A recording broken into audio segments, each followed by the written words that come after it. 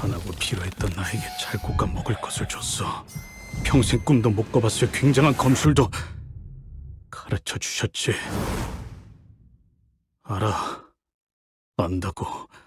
근데 난 언제까지 이렇게 살아야 하는 거냐?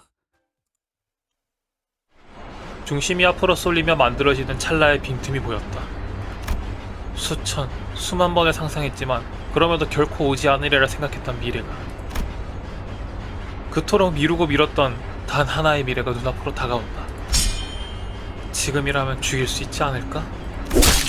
짧은 상념이 머릿속을 스침과 동시에 나는 무언가에 홀린 듯이 앞으로 검을 뻗었고, 너... 어느샌가 스승님의 심장을 꿰뚫고 있었다. 무언가를 결심한 것은 아니었다. 마치 맞기 전에 몸을 웅크리는 것처럼 몸이 제멋대로 움직였다. 너... 히스클리프... 네가 감히 나를? 원망 가득한 눈빛으로 목청이 터져라 소리 지르는 스승님을 보며 나는 그 모습을 무엇 하나 빠뜨리지 않고 눈에 담았다. 분노를 쏟아낼 생각도 원망을 표출할 마음도 들지 않았다. 통쾌할 것 같았던 상상과 달리 웃음도 나오지 않았고 예상 외의 슬픔조차 눈가에 고이지 않았다. 스스로의 심장 소리가 너무나 평안하고 느낄 만큼 머릿속이 조용하다. 그래, 그런 지옥도 나쁘진 않군. 은혜도 모르고 길러준 사람의 목덜미를 물어뜯었다. 하지만 이 행동에 어떠한 후회가 남을 것이란 생각은 들지 않았다. 그 이유에 대해 말하기 위해서는 아마도 이 지옥과 같던 풍경을 만든 요시히데 저자에 대한 이야기부터 되짚어야 할 테지. 아비들은 서로 사이가 좋지 않다. 거미집에 들어온 지 며칠 지나지도 않게 알게 된 사실이다. 스승님은 매일같이 그들을 욕했고 아비들은 술에 취한 스승님을 한심하다는 듯이 흘겨보곤 했다.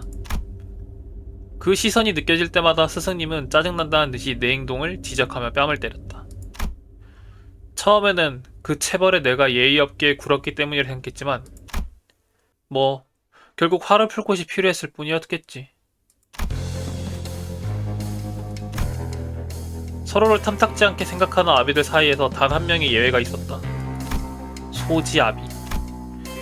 언제나 얼굴을 천으로 가리고 다니는 그분만큼은 모든 아비들이 함부로 대하지 않았다.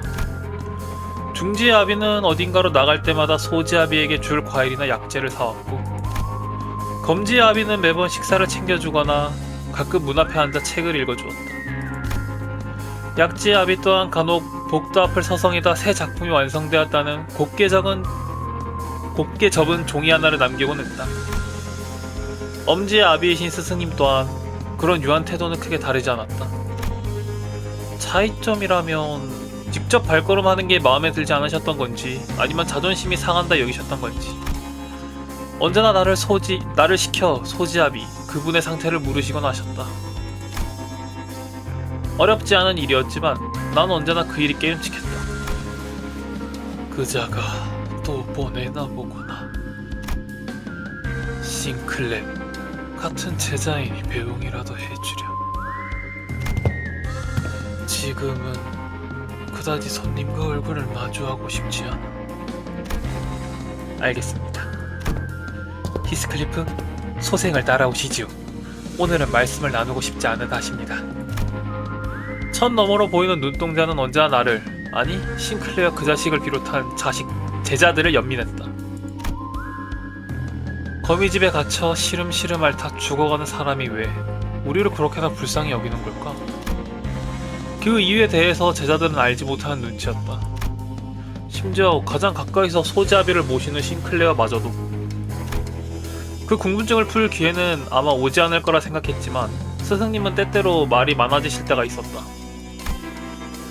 돈키호테라는 분이 정식 대행자인 걸 알지 못하고 반말했다가 팔다리가 부러질 때까지 참아놨던 날. 스승님은 술 몇 병을 비우시더니 평소 하시던 연기전쟁과는 다른 이야기를 꺼내셨다. 자신의 황금 티켓에 관한 이야기였다. 너도 티켓한테 감사해야 돼. 알아? 뒷골목에서 필요한 꼴로 되졌을 내가 여기 있을 수 있는 이유가 따지고 보면 티켓이 집 나가서 개고생한 탓이 크거든.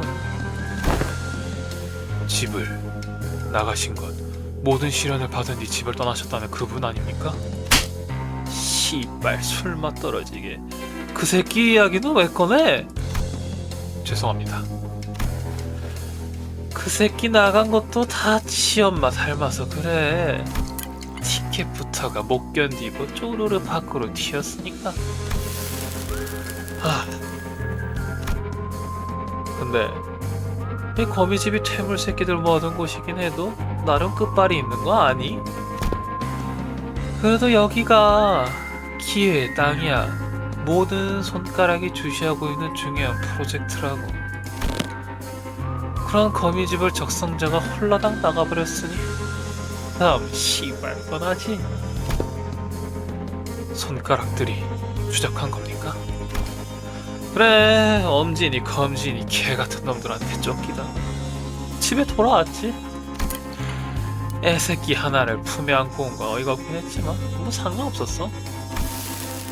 살아서 돌아왔고 프로젝트에 차질은 없다고 생각했으니까. 근데 이상 그 새끼가 그러더라고. 아무래도 늦어버린 것 같아나 뭐라나. 소지 새끼들의 유물이란 거 하나를 정하면 다른 걸 쓸 수 없다는 걸 그때 알았지.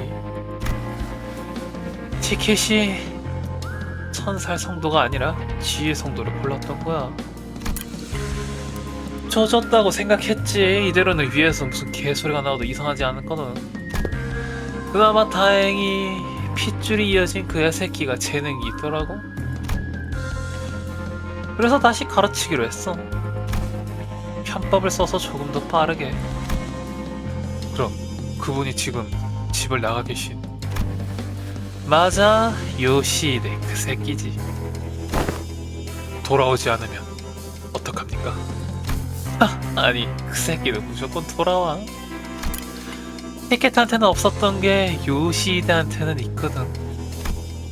스승님은 그 말을 끝으로 말없이 술 몇 병을 더 비우시다가 잠에 드셨다.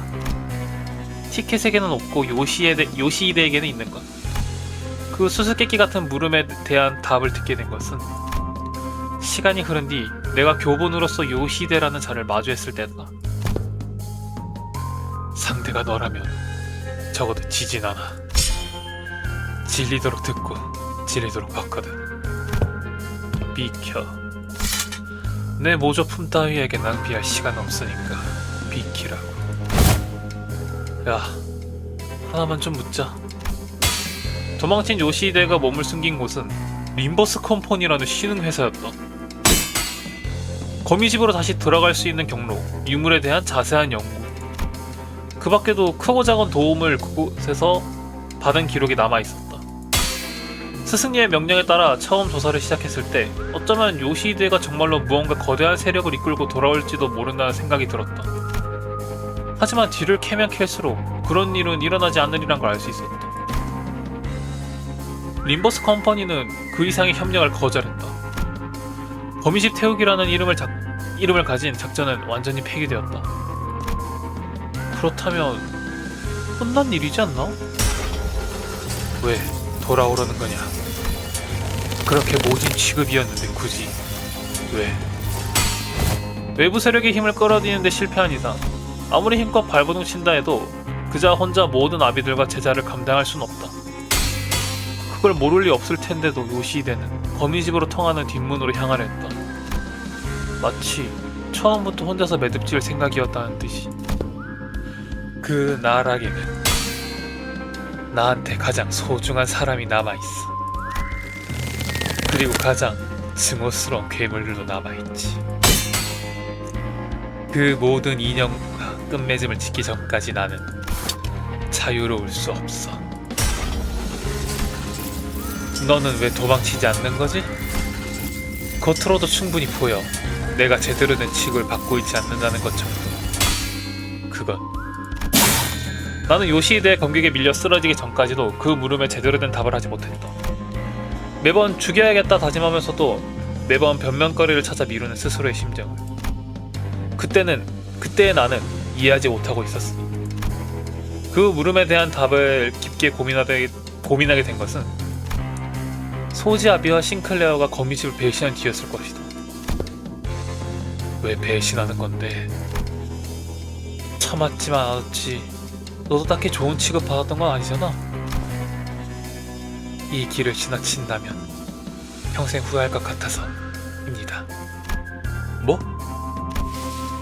주인님께서 소생을 모질게 대하셨던 이유는 당신 아비처럼 애정이 없기 때문이 아니십니다.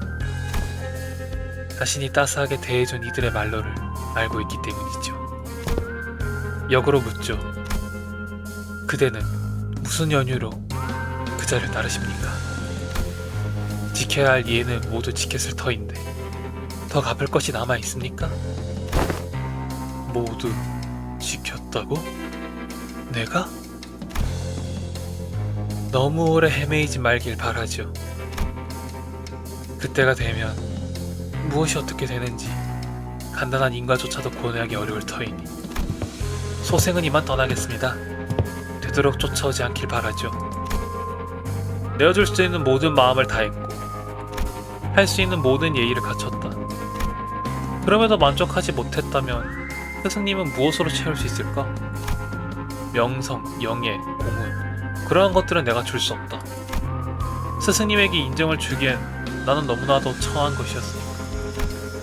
그렇다면 정말 방법이 없다면 생각이 깊어지자 문득 요시대가 남기고 막 하는 말들이 떠올랐다. 언젠간 스승님이 생각을 고쳐먹고 자신의 행동을 후회하는 날이 올까? 오지 않겠지. 설령 이대로 도망친다고 내게 자유가 있을까? 평생 자유롭지 못할 거고 죽여야만 하는 게 아닐까? 모든 걸 끝내기 위해서. 그날도 나는 죽여야 하는 자가 누구인지 말하지 못했다. 하지만 스승님이든 그게 아니면 자기 자신이든 그 끝맺음만큼은 할 수 있을 것 같다는 충동적인 생각에 나는 부러진 다리에 부목을 대고 뒷문으로 향했다. 그 결과가 지금이다. 스스로에 대한 혐오감, 드디어 해냈다는 해방감, 그리고 이제 무엇을 해야 할지 모르게 찾아오는 막막함. 이제 뭘 해야 하지? 눈앞에서 멈춰버린 요시대는 텅 빈 눈으로 그저 주변에 사는 모든 것을 베어내기만 할 뿐이다. 소중한 것마저 잃고 오로지 분노와 증오에 목을 맡긴 채로 검을 휘두른 말로다. 이곳에 더 이상 있고 싶지 않아. 이 공간은 때때로 사람을 미치게 만들 때가 있다. 이곳에 오래 남아있어봤자 좋지 못한 끝을 맞이한다는 감각에 나는 주변을 둘러보았다. 이곳의 생활이 폭력으로 얼룩졌다 한들 뒷골목의 추위가 덜해지진 않을 테니 뭐가 비싼 건지 모르겠네.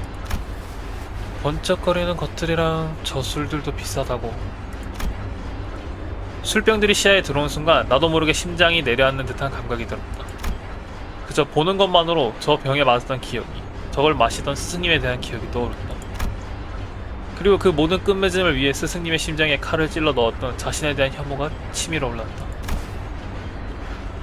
아, 내가 행복하기 위해서는 돈이 될 만한 것들을 챙겨 넣었다.